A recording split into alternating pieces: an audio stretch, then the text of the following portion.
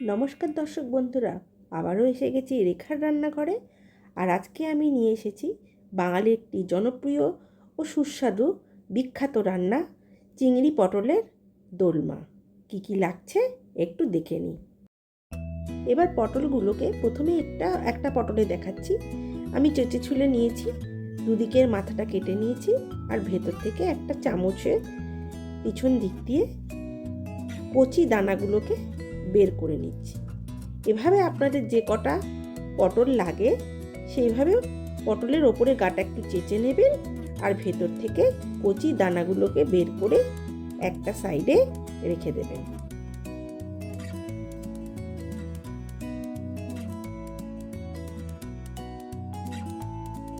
দেখুন ভেতরটা কি সুন্দর পরিষ্কার করে নিয়েছি, একটুও দানা থাকবে না। এইভাবে আমি 5-6টা পটলের ভেতরটা পরিষ্কার করে নিলাম। এবারে একটা মিক্সি জারে পটলের দানাগুলোকে দিয়ে নিচ্ছি,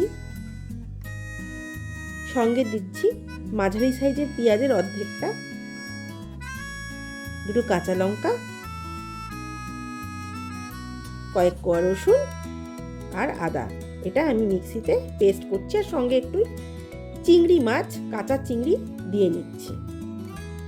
এবার ফ্রাই প্যানে আমি নিয়ে নিচ্ছি, দেখে নিচ্ছি গ্যাসের ফ্লেমটা অন করে সর্ষের তেল দিয়ে নিলাম।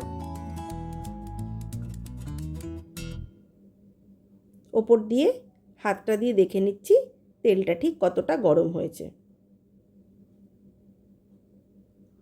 একটু চেক করে নেব। আর আঁচটাকে আমি একদম নিভু রাখবো, বেশি দেব না। আর ওপরে হাতটা দিয়ে চেক করে নেব যে আমার কতটা গরম হয়েছে।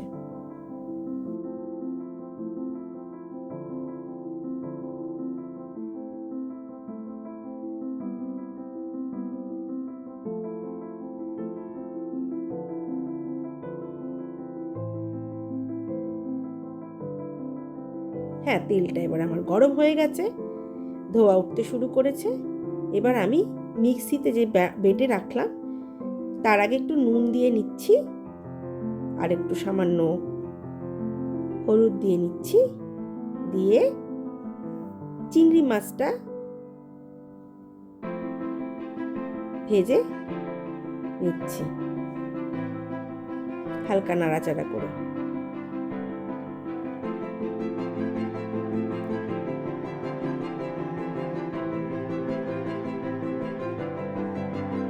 হালকা সাঁতলে নেব।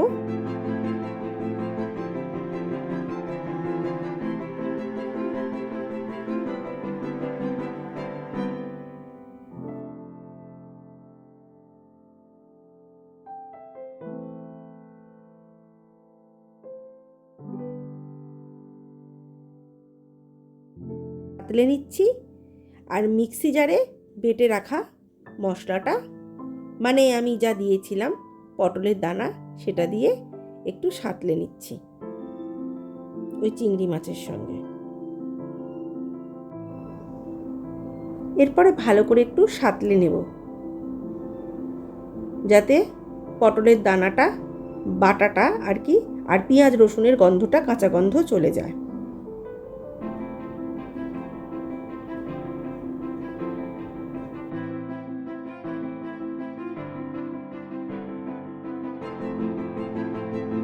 দেখুন কি সুন্দর ভাজা ভাজা হতে শুরু করেছে।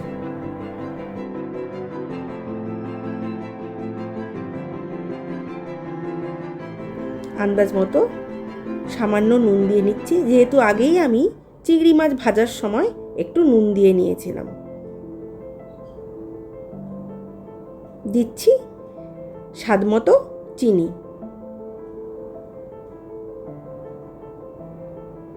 আবার একটু নাড়াচাড়া করে নিচ্ছি।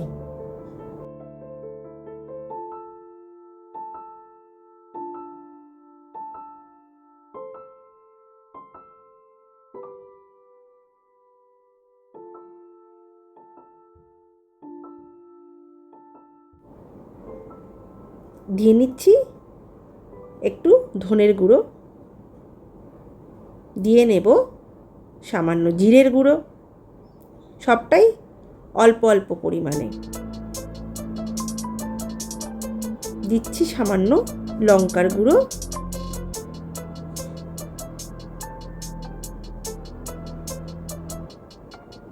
এবার ভালো করে সাঁতলে নিচ্ছি।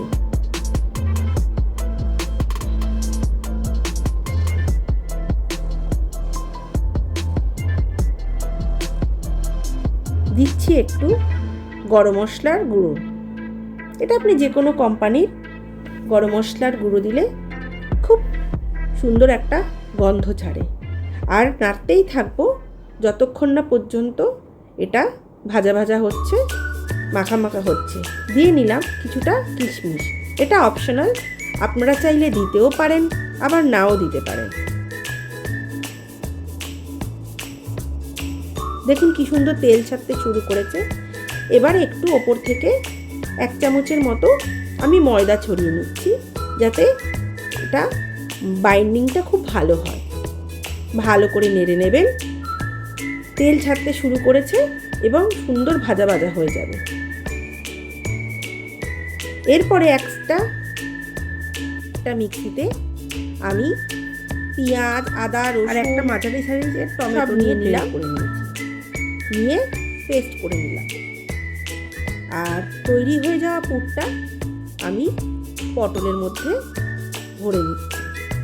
এক এক করে পটলের মধ্যে ভরে নিলাম, নিয়ে অনেকগুলো পটলে রেডি করে ফেললাম। দেখুন এভাবে আমার পটলের মধ্যে পুরগুলো সব ভরা হয়ে গেছে।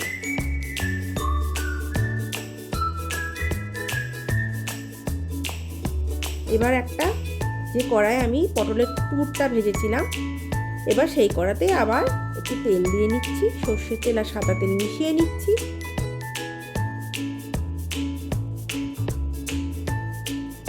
পরিমাণ মতো তেল দিয়ে নিচ্ছি। আর ওপরে হাত দিয়ে গরম করে দেখে নিচ্ছি তেলটা কতটা গরম হয়েছে।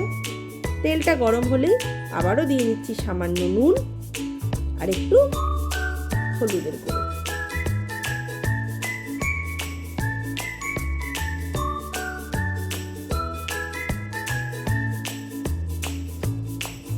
ভালো করে নাড়াচাড়া করে ওই তেলের মধ্যে পুর ভরা পটলগুলোকে ছেড়ে দিচ্ছি এবং হালকা আঁচে নাড়াচাড়া করে ভাজা ভাজা করছি। খুব একটা নাড়বো না, নালে পুরগুলো ভেতর থেকে বেরিয়ে যেতে পারে। হালকা নেড়ে পটলগুলোকে সামান্য সাঁতলে নিচ্ছি, জাস্ট ওপরে একটা সুন্দর রং আসার জন্য আর কাঁচা গন্ধটা কেটে যায় তার জন্য। পটলগুলোকে হালকা ভেজে আমি সরিয়ে রাখবো।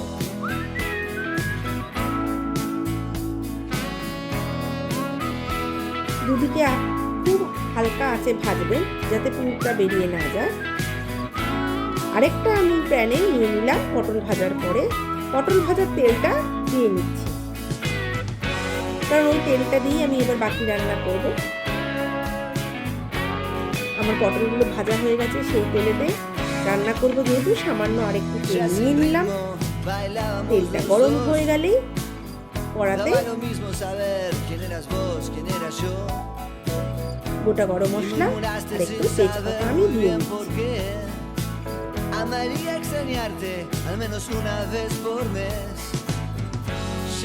মশলাগুলো থেকে একটা সুন্দর গন্ধ বেরোলে মিক্সিতে যে আমি আদা, টমেটো, পেঁয়াজ, রসুন, কাঁচা লঙ্কাটা পেস্ট করলাম পরের বারে, সেটাকে আমি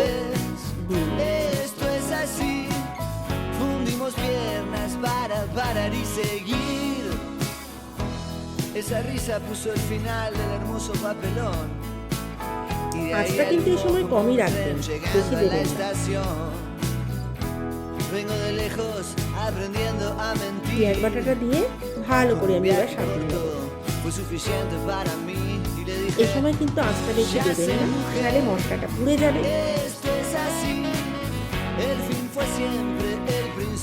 আর পেঁয়াজ, আদা, রসুন কাঁচা গন্ধটা যেন চলে যায়। কি দারুণ একটা গন্ধ বেরিয়েছে। আপনারা রান্নার সময় বুঝতে পারবেন কি সুস্বাদু গন্ধ হয়, আর খেতেও দারুণ লাগে। দেখুন পেঁয়াজটা আস্তে আস্তে তেল ছাড়তে শুরু করেছে।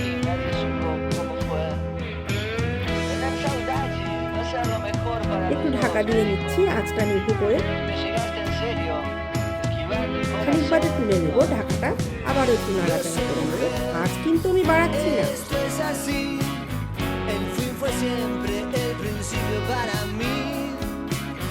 এবারে আমি এতে দিয়ে নিচ্ছি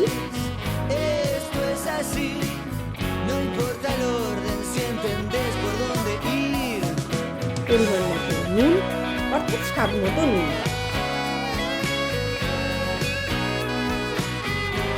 দিয়ে নেব স্বাদ মতো চিনি।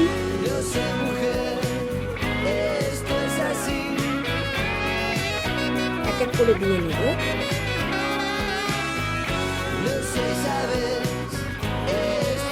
গুঁড়ো, ধনের গুঁড়ো, লঙ্কার গুঁড়ো আর কাশ্মীরি লঙ্কা। আর দিয়ে নেব টক পরিমাণ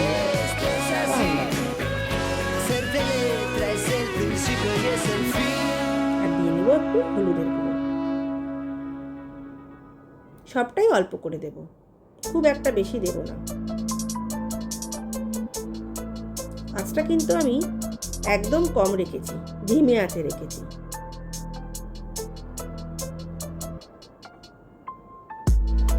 সব মশলা দেওয়া হয়ে গেলে টক দইয়ের সঙ্গে পেঁয়াজ রসুন ভাজার সঙ্গে ভালো করে আমি নাড়তে থাকবো। টক দইতে যেন দানাটা নাড় থাকে, ভালো করে মিশিয়ে নেব মশলার সঙ্গে। আর হ্যাঁ, আঁচটা কিন্তু একদম বাড়াবেন না, কমই রাখবেন।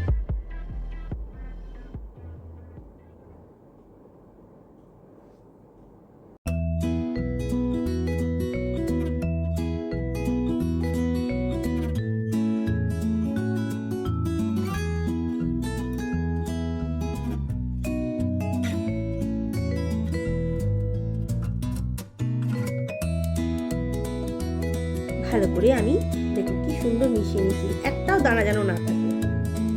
এইভাবে ভালো করে মেখে মিশিয়ে নেব। আঁচও কম রাখবো। এবারে ধিমে আঁচে রেখে দেব কিছুক্ষণের জন্য। আবার মাঝে মাঝে ঢাকা খুলে দেখে নেব কতটা ভাজা ভাজা হয়েছে। সুন্দর একটা গন্ধ বেরোবে আর তেলও ছাড়তে শুরু করবে।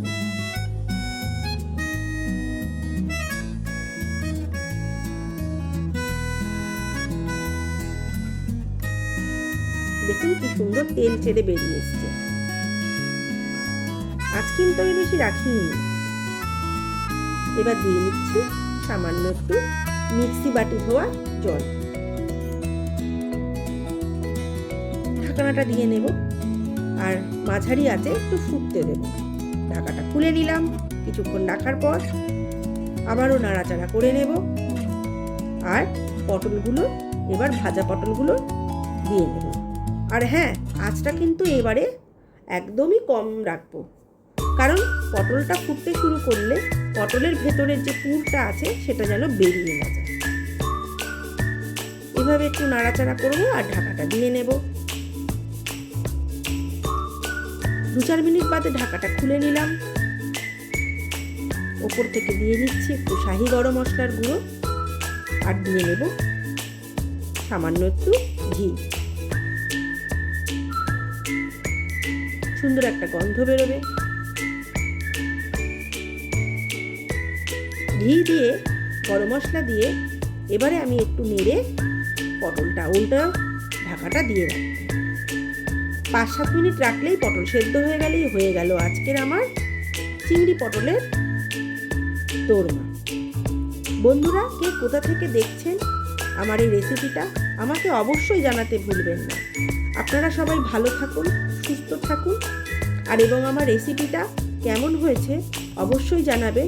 আর আমার রেখার রান্নাঘর চ্যানেলটিকে লাইক, কমেন্ট, শেয়ার করুন, সাবস্ক্রাইব করুন, বন্ধুদের মধ্যে শেয়ার করুন এবং বাড়িতে রান্নাটা, এই স্পেশাল রান্নাটা বানিয়ে বলবেন যে আজকে রান্নাটা কেমন হয়েছে। সবাই খুব ভালো থাকুন।